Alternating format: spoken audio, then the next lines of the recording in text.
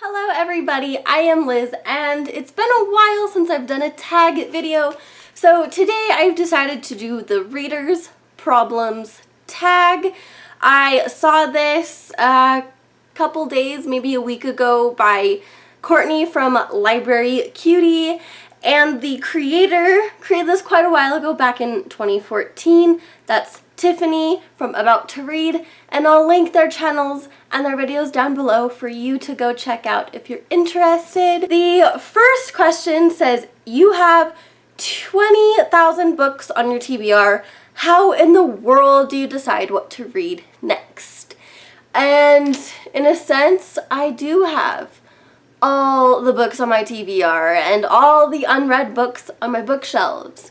So I try to go through books on my bookshelves first, and to help me decide, I request the audiobooks through the Libby app, which is essentially a library phone app, and as soon as they become available to me, those are the books I be reading. 2 is, you're halfway through a book and you're just not loving it. Do you quit? Or are you committed? Now, often that depends upon really how I feel in the moment or the day or the time I'm reading books. I try to read them. However, that's not always the case. In regards to Les Mis, I read a third of it, put it down, and never picked it back up again. It's a honker of a book with over 1,500 pages. And then there's books that I just barely finished called Invisible Man. I was very confused at the first few chapters, but I did stick it out. A lot of it I think determines upon the size too. There's a lot of books that I stop reading because they're really thick, and it takes a lot of time to commit to reading books that are thick, and if I'm not feeling it, I'm more likely to put it down. Question 3 is, the end of the year is coming and you're so close, but so far away from your Goodreads reading challenge. Do you try to catch up, and how? And the answer is no. I am terrible at meeting my Goodreads reading challenge goals, but that's because they're supposed to be challenging. Question 4 is, the covers of a series you love do not match. How do you cope? Well,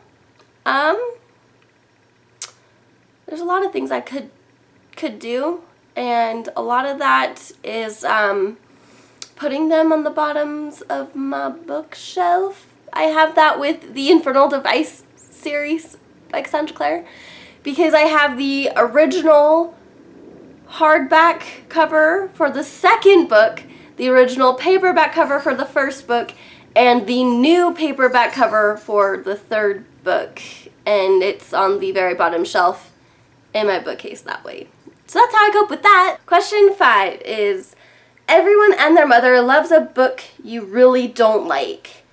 Who do you bond with over shared feelings?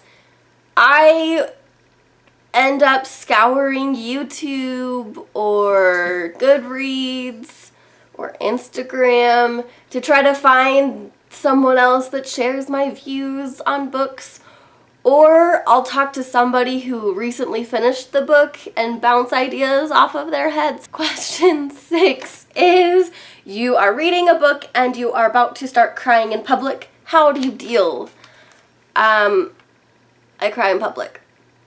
I'll hide my face if I can, or go away. If I can't, I really honestly just say, don't mind me. Or I'll explain, reading a sad book, pay me no mind, or whatever. There's a lot of times where I've been crying in public because I'm a very emotional person, and I've learned to just shrug it off. Question 7 says, a sequel of a book you love just came out, but you've forgotten a lot from the prior novel. What do? Do you reread it? Do you read the sequel anyway? Do you try to find a synopsis? Do you cry in frustration? What do you do? And this happens quite often for me. Usually I look for a synopsis. Sometimes you can find a really good spoilery synopsis on Goodreads. Other times I've just been aware of this internet URL that says bookseriesrecaps.com. They do spoiler-free synopsises.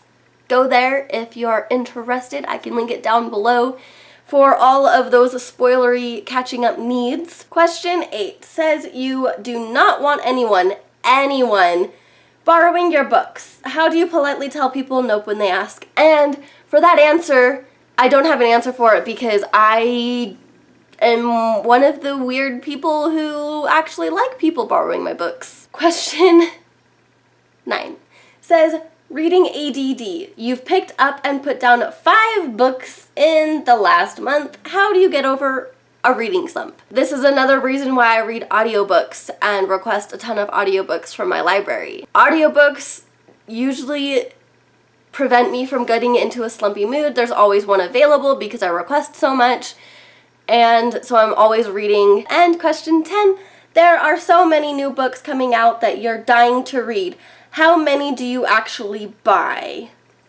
That depends. It depends upon whether or not it's my birthday or Christmas or there's a big sale going on. I can buy a ton of books at that time. That's usually when I wait to buy books. A lot of the times I'm waiting to buy the books. Alright everyone, we are at the last question, question 11. And it says, after you've bought the new books you can't wait to get, how long do they sit on your shelf before you get to them? And,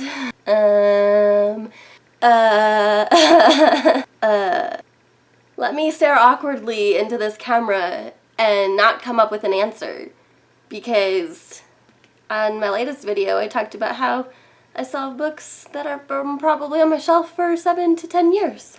I really try to get to the books within a year, but I also don't stress reading the books because I am a mood reader. So I hope you enjoyed this tag and got to feel with all the reader problems that you might share with me. If you do share my opinions on these, let's start up a conversation down below on how you would answer these questions, and if you also share the reader problems like a lot of us do here on BookTube. Thank you guys so much for watching. I hope you enjoyed it, and so until next time, remember that I love you guys and I appreciate your support. Bye!